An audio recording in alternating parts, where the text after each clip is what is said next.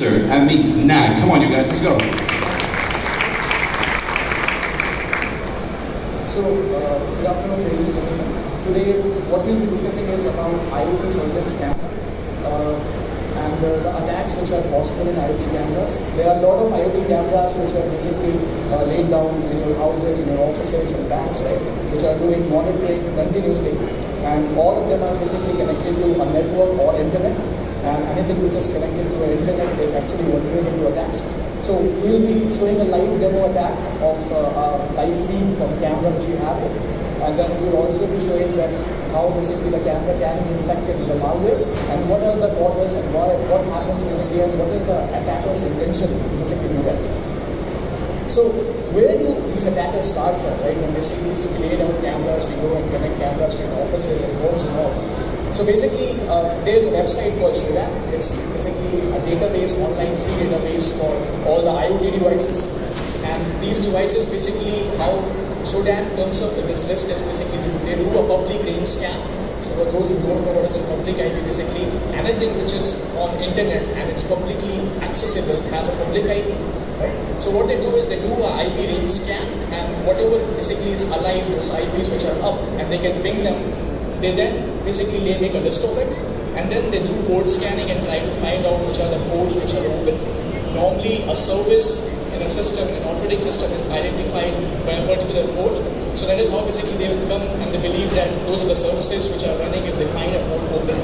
So what the attackers can do basically, they can go to this list or they can create their own list, right? So it's as simple as choosing one. Basically, you can do search on the search bar saying IoT cameras, and you get a bunch of IoT cameras which are live right now, right? And then you can pick those IP addresses. What you can do is basically use that IP address, put it into your web browsers, and then you will be able to access, the HTTP web service which is running behind the camera.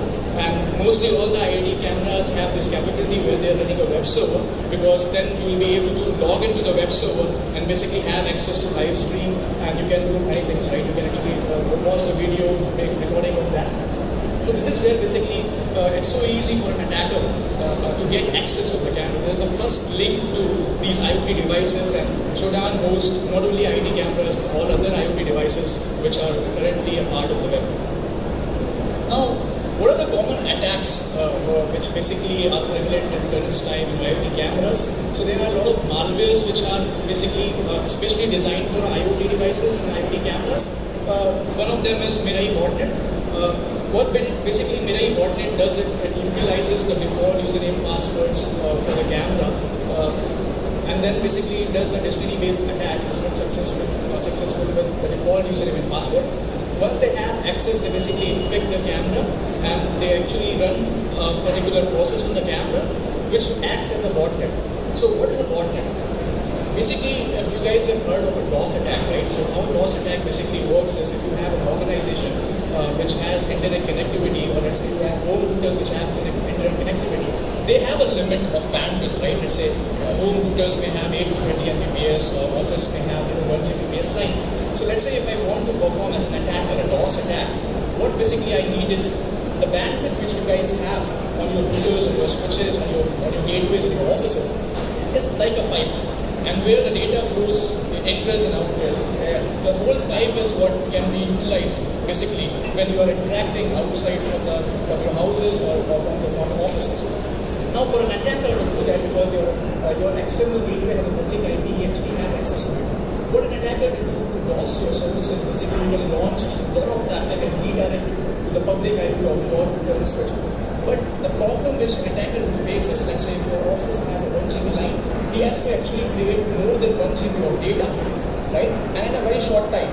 And continuously he has to keep on doing that.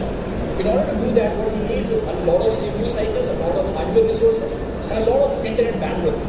So the easy way what attackers do is they actually go and they try to infect these IoT devices which already have some CPU cycles, because all Linux, all the cameras basically they run some basic operating system, mostly Linux, and they already have public IP, so they are connected to internet, and because they stream videos, they have quite a good bandwidth. So what they try to do is they basically try to infect more and more devices.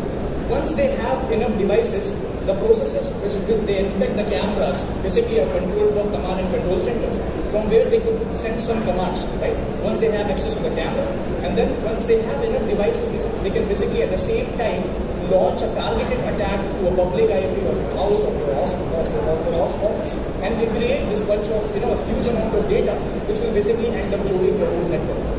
And then basically they will ask you for ransoms, to be able to stop the attack. Other type of attacks which are very commonly visible are brute force attacks. So these cameras basically, as I showed, they have web services running where you need a login, you need a username, password. Sometimes when we buy an IP camera, we don't care, we don't change the username and password. I don't know how many of you basically go and change the username, the default username password of your router. Even if you change the username and password, is there a password policy which tells that how difficult the password should be? Because if a password is easy, it can be broken with a brute force attack, which is basically the possible or the permutation combination of strings. The other type of attacks basically which are possible are command injections, because command injection is something like when a web server is running, right? It's actually backend, there's an operating system. So let's say in a camera, when you are uploading or downloading configurations, or you want to save the video feed, it basically what it does is it takes some file name and it runs a command. So now what basically these attackers do is they try to see if this kind of commands are being run in the web server. They change the file name and they inject a command between the file name. And then basically because the server is allowing that particular command with the file name to execute, they end up basically executing the command injected by the attacker on the file name, right? Then there are weak encryptions. Cameras normally, the manufacturers don't care about encryption because more encryption means more CPU cycles, the cost of a device goes up. They are vulnerable to DOS because they have public IP, so if there are some ports open for listening, people can actually launch a lot of data there and basically they can control the camera's feed. Video replay is another interesting thing. Actually, we will be showing live demo where basically in a setup how an attacker can penetrate through firewalls into your network and basically change what the video feed is actually being projected live. Buffer overflow is another kind of technical attack which can be used to kill the processes which are running on the operating system and the cameras.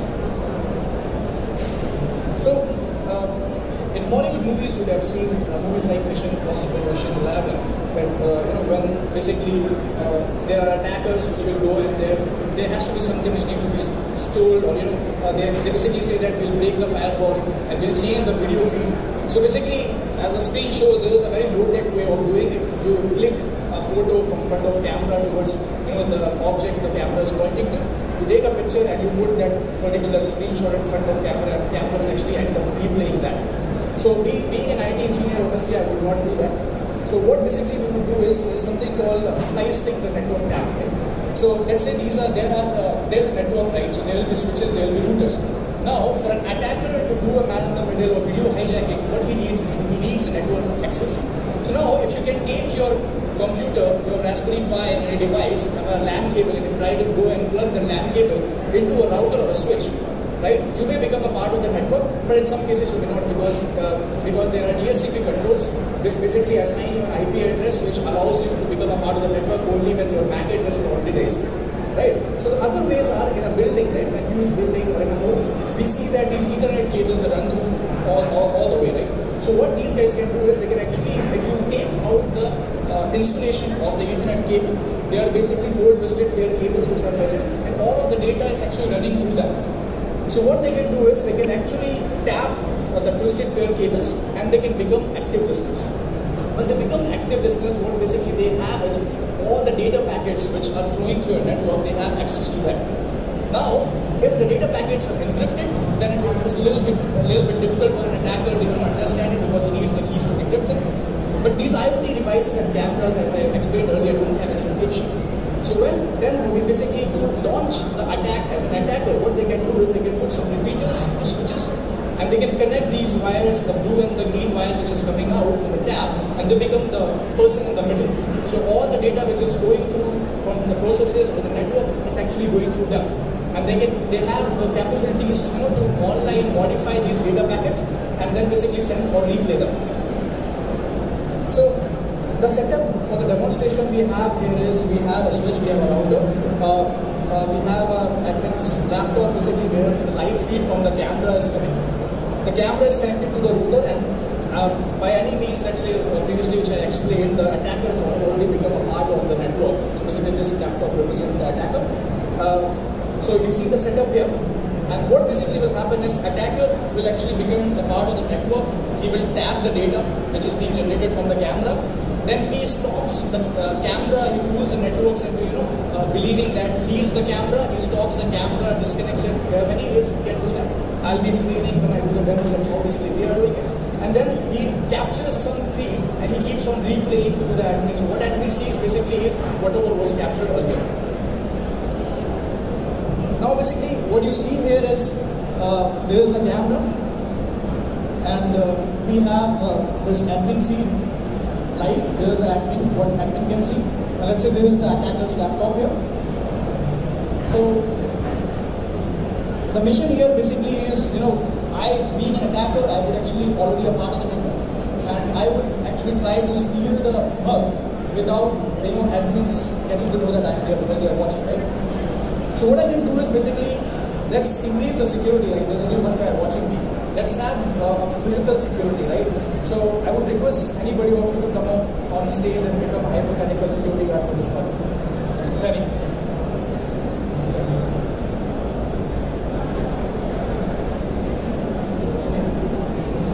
Hi Dash. Round of applause for Dash, please. So let's come and stand here next to the so that you are visible in the live feed. Alright, here you go. If you can duck a little bit because so you're visible, you're watching the camera. Right? So now as an attacker, there's an admin who's watching me and there's a live security guard basically who is protecting the mug from me. Right? So now being an attacker, what I'll do is I'll basically try to do my attack and all the power network. So now what basically these scripts will do, right? They will capture the data packet. So any process which is present on the network when they are communicating, essentially what they are doing is they are exchanging packets. And the packet is one which contains data from the camera. Basically the live feeds, if it gets connected, get converted into feeds which are called encoding schemes, basically MPEG and H264 are the common ones which are used. You would have heard of all these names, right? So what the attacker does is basically he keeps some packets with himself, right? When the location looks in here, and then he fools the camera, basically fools the admin feed to act as a camera, and admin feed basically starts showing what is present, from the tap data, not from the attacker. So I think I have launched my attack now. What I'll do is I'll try to go and steal the camera, steal the mug. If you see, the camera here still shows that the mug is there. You can see the people walking, and this way you can move now, sorry. Right? So I can go shoot and kill and whatever, right?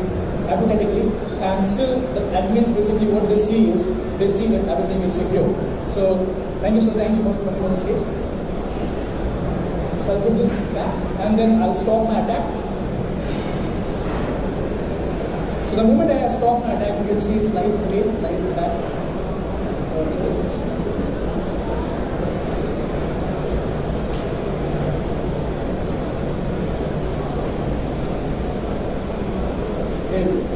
So again, I have stopped my attack, the replay attack stopped, and admin still believes that this person was standing, admin still believes that nothing has happened in the backend. So now, essentially what has happened behind the curtains, right? Because now attacker was a part of a network, so there's something called ARP spoofing. So what basically he did is he fired basically some commands in which because these two processes are done in a camera, it's actually collecting the images and converting into some encoding scheme. And these encoding scheme are converted into TCP UDP packets which are being sent to browsers, to the admin's browser, and the browser is actually decoding that and it's showing you the video feed. So in the back end what is happening is because this guy is already a part of network, he becomes a man in the middle, he taps the IP packets and he basically sends spoof ARP requests to the camera and to the admin basically who is watching the video on a browser, and he fools them to believe that the admin basically, the attacker basically is the source of video feed, right? So now the next thing which we'll be talking about is basically what type of malware attacks are possible. So one of the popular malware which basically infected IoT camera was Mirror. Basically, how the attacker launches that attack is, I spoke about command injections, right? So basically what happens is when you access a camera feed, you are doing it on a web service where basically you access a URL and then you get to see the feed, right? So these URLs basically, as I spoke earlier also, camera also provide you, you can have configuration, you can save them, you can modify them, you can save video feeds. So this way basically there is a user input which is going to the web server, becoming a part of the web server, and those are becoming the part of the commands which are being executed in the backend. So here basically when we decompile the process which is actually running on the server side, we found that it does an eval of all the strings which are being asked in order to do basic commands on the operating system like move, copy, etc. So in that, if I change the file name to something like a wget command, basically wget command is as good as putting a URL onto a web browser and reaching the resource. So we can do it from backend servers, and what we have done is basically we have injected a payload which basically from in a URL, which basically will go to become a part of the web servers, will execute and will download the malware and will kill the process at the camera. So I'll be doing a live demo of that as well. So let me minimize it so that you can see the live feed as well. So now, once I do exploit camera, right, what you can see here is basically in the HTTP URL, the query string part of the URL, what I have injected is a command, right, which basically will download the malware from the host of the malware. It will change the permission of the file so that it can execute it, and then it executes the malware. The moment the malware will be executed, basically the camera, because it's part of the internet, it will be controlled by the command and control center of the malware host. So in the process, basically what will happen is the next step, as I said, to kill the camera feed, right? There is another type of attack where, in the previous attack I showed that basically I wanted to replay and to do the admin. But what I can also do is basically I can kill or lost the complete feed of it and then basically perform my attacks. So now, what is the problem with this hacking, right, to us, to common people, right? Because these cameras are the cameras which are present at your home. These are the cameras which are present at offices, at secure places. So basically, if it's going through network, there's somebody who is a man in the middle sitting at the network. The network basically is a bigger part. If you're using your phones, just connected to telecom network. When you are using cables and DNS, again ISP providers. So if there is a person who has access to that line, that tap, or let's say there are wires running in your home also, they don't need access to the camera. Being the man in the middle itself, by just clipping on some other wires on the cable which are already running, they can actually become the part of the network. They can actually store your videos. They can collect your videos, steal your videos just from the wire, right? Now, basically, we as Adisalat and Subex, we are expert in IoT security. So basically, if you have more questions, you can come to our booth. And this is what I wanted to demonstrate from my side. If you have any questions, go ahead and ask. Applause, you guys. Come on, make some noise. Have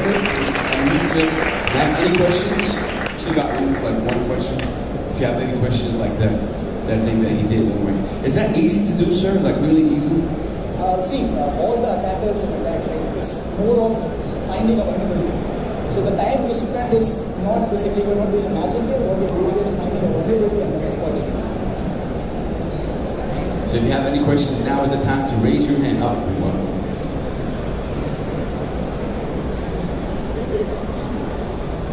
So right now, IoT is still emerging technology. It's not widespread as much. Do you think that as it becomes widespread and more people get it, do you think that security will improve, or will there always be something that cannot be fixed until No, definitely. Security has to improve. There are already many measures which have been taken. So there is on-device security, there are firewalls. So security is something, nothing is completely secure. Is that you can only make it difficult for an attacker, right? Until unless he's able to find a loophole, he's able to find a vulnerability. So all the secure mechanisms which we can do like IDS, IPS, on-device security, monitoring, So all of these can make things difficult for attacker, because if you see that we believe that Facebook, email, these are giants of the world, and they are still getting hacked. Right? So nothing is completely secure, and if you ask me, yes, there are measures which are being taken. Right? GSM actually has come up with its guidelines that how to secure these devices which are built have inherent security, and they should have physical securities on them. Right? So yes, there has been enough noise, and the vendors who are actually manufacturing these devices, they are actually coming up with different kinds of securities, and that's why there are many products, and there are much awareness now which is increasing as time goes. Right? So I think we'll be in a better state as we go forward. Thank you guys. Let me hear it for technical architect, IoT Business Solutions Summits. Give him a big round of applause, Mr. Amin Khan. Thank you so much. Thank you, sir.